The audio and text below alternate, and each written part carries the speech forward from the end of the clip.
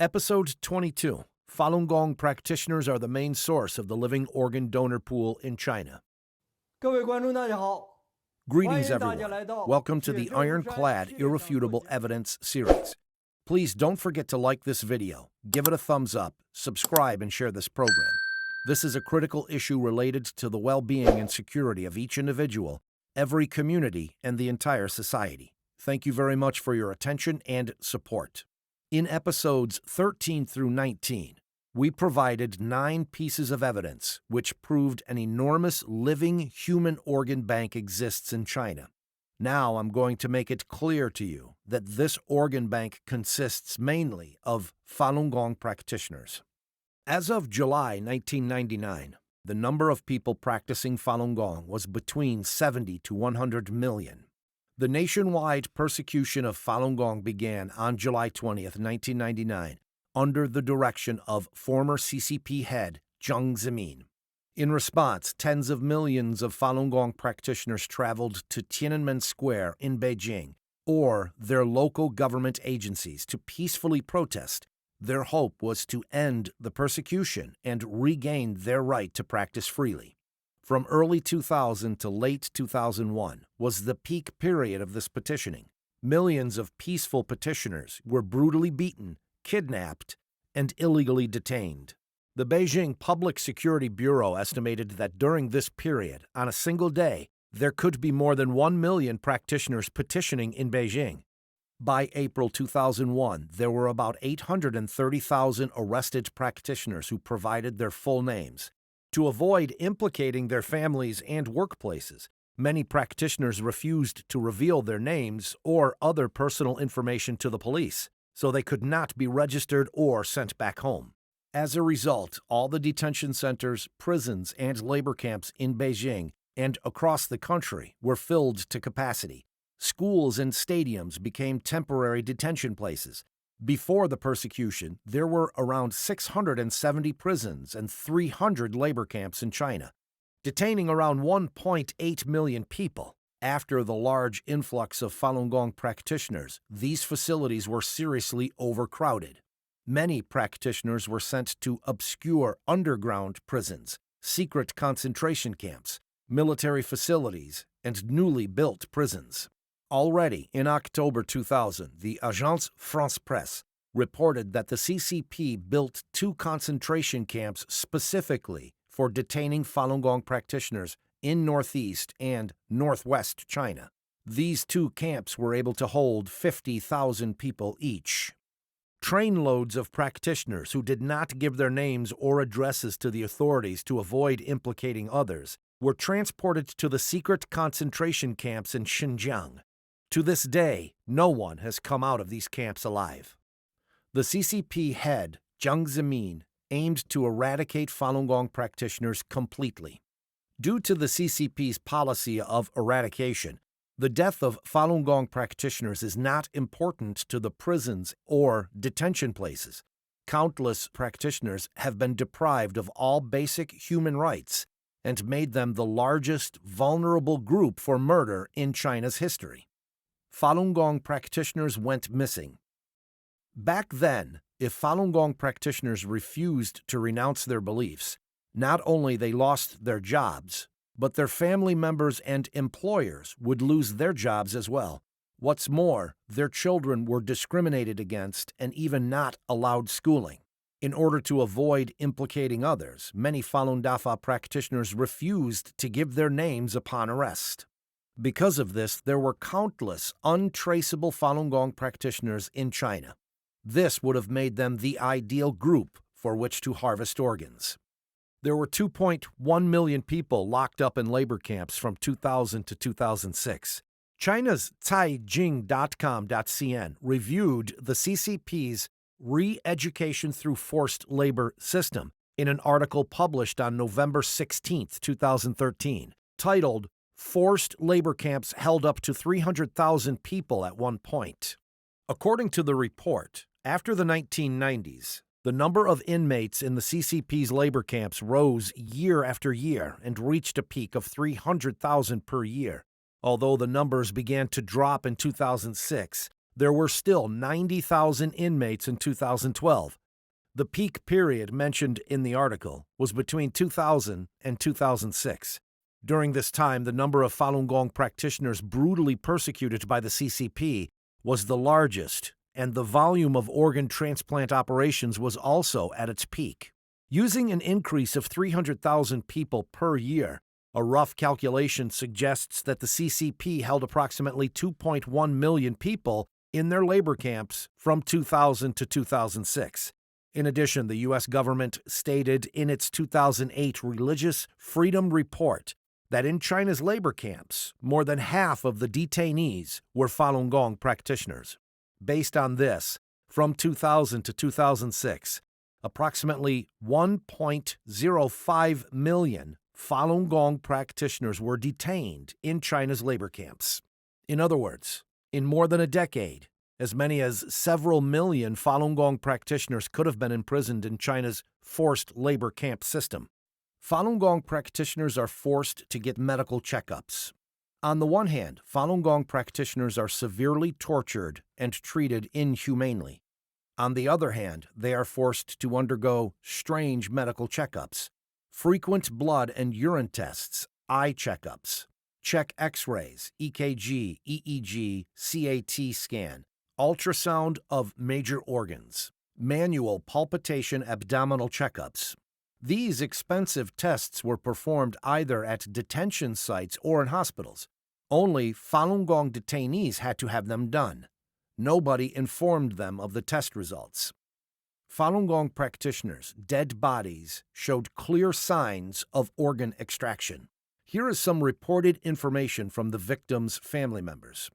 A long zipper-like sutured cut from the throat to the lower abdomen, holes in the sides of the lower back, bandages and surgical tape around the waist, the abdominal cavity stuffed full of toilet paper, ice, or water, collapsed chest bone, dented belly.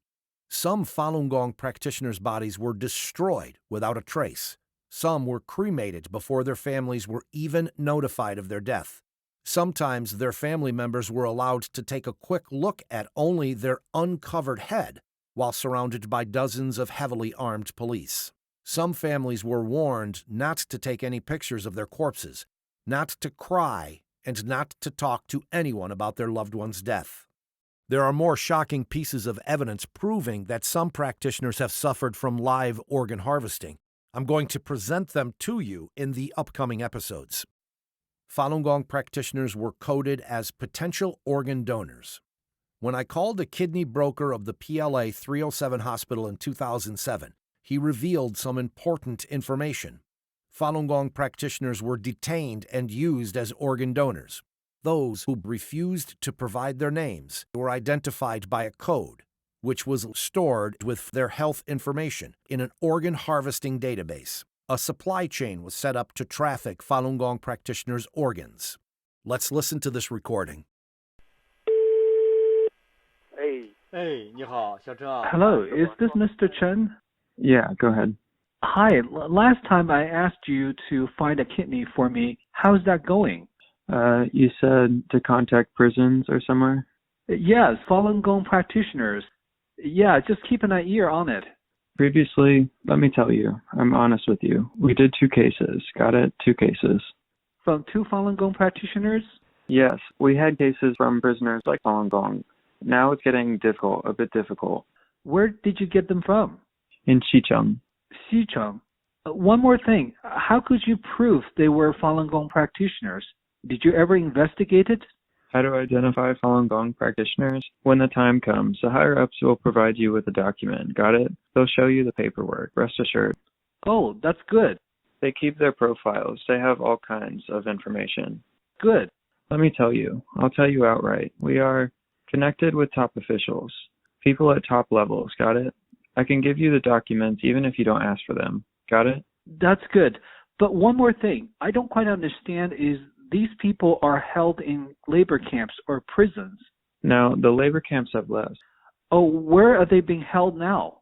All are in prisons. Beijing is a transportation hub.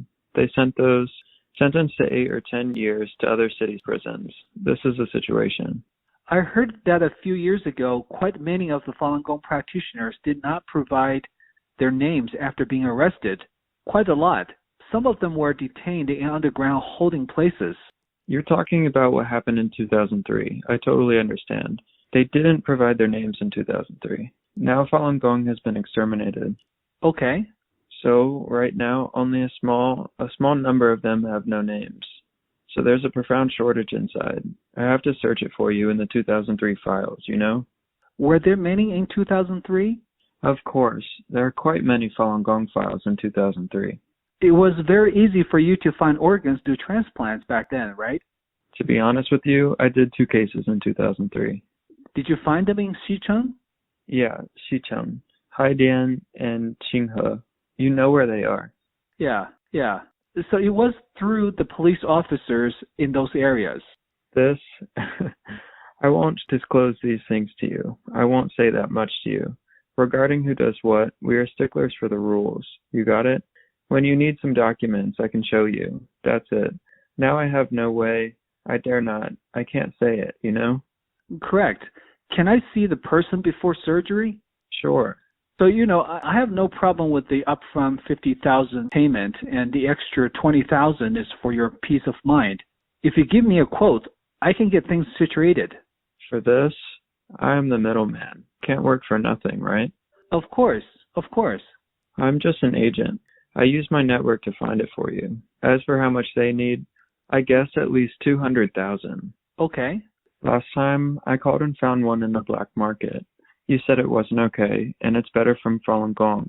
After that, I asked my boss to call someone, and he said they need to transfer one from prison.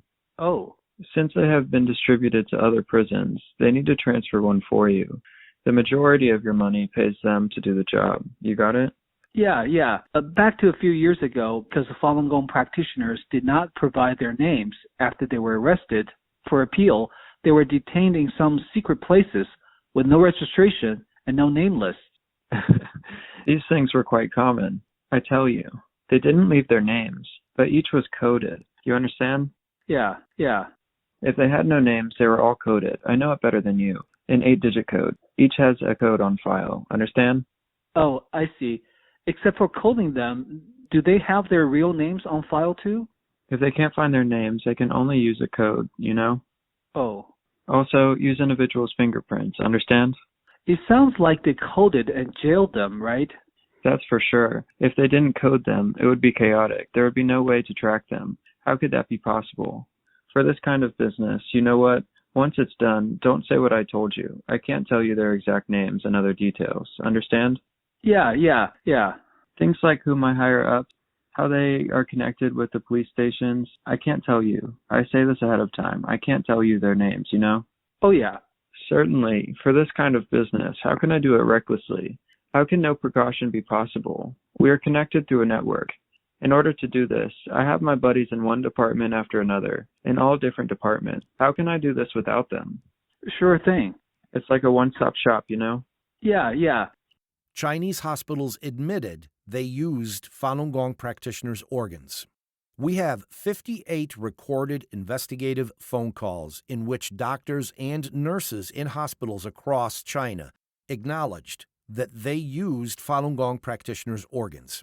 In Chinese hospitals, medical staff were often lied to about these Falun Gong practitioners being sentenced to death for murder or other crimes, or being on the verge of death from practicing Falun Gong. Harvesting Falun Gong practitioners' organs has not only garnered political capital for the perpetrators in cooperation with the CCP, but also allowed them to gain both fame and substantial fortune. Unfortunately, the truth is the CCP's hate propaganda and evil intentions have caused many so-called experts to abandon their humanity in the face of selfish desires. Based on the evidence, we see an outline of a shady business beyond human imagination, gradually emerging with Falun Gong practitioners' organs being the main targets. Who is directing it? And what's its nature? Please continue to watch. Episode 23, a state crime authorized and directed by Jiang Zemin. In particular, please note that this is a worldwide unrestricted war without gunpowder. The CCP's crime of live organ harvesting from Falun Gong practitioners not only continues, but has spread throughout society. For example, in 2013, a 6-year-old child, Little Binbin, in Shanxi, went missing. 2 days later, he was found with his eyes gouged out for his cornea. Dozens of university students in Wuhan disappeared for no reason in recent years, and countless children and women go missing every year. Live organ harvesting has become a threat to everyone. Perhaps, as we are talking, many kind and innocent people are being put onto operation tables for their organs. And also, many have been detained in dark prisons for many years, and their hearts, livers, and kidneys are waiting to be excised in an indescribably cruel way at any moment. How urgently they need rescue from the outside world. How excruciating it is for their parents, brothers, and sisters to bear the pain of missing their loved ones for years. Live organ harvesting signifies an unprecedented atrocity that has never existed on this planet. We cannot heartlessly ignore the fact that the Chinese Communist Party is ravaging and killing people. We cannot watch the CCP flagrantly destroy the bottom line of morality with lies, coercion, and financial lures that aim to silence and lead the entire human race to fundamental destruction without taking action. We urge everyone to like, subscribe, and spread the word about our program. Let your family, relatives, friends, neighbors, co-workers, and anybody else in your social circle know the facts of the CCP's mass organ harvesting from living Falun Gong practitioners. Please tell the whole world the truth and stand together to put a stop to the CCP's crimes against humanity. This is a critical issue related to the well-being and security of each individual, every community, and our entire society. Thank you very much for your attention and support. 感谢各位朋友，感谢大家的关注支持。 World Organization to Investigate the Persecution of Falun Gong, WOIPFG, was founded on January 20th, 2003. It is based in New York with branches in Europe, Australia, Asia, and Canada. WOIPFG's mission is to investigate the criminal conduct of all institutions, organizations, and individuals involved in the persecution of Falun Gong. To bring such investigations, no matter how long it takes, no matter how far and deep we have to search, to full closure, to exercise fundamental principles of humanity, and to restore and uphold justice in society. The principle of our investigation holds that those who have committed crimes shall be brought to justice. Individuals shall bear the same responsibility for their involvement in their organization's crimes, and those instigating the persecution shall bear the same responsibility of those who have physically carried out the persecution.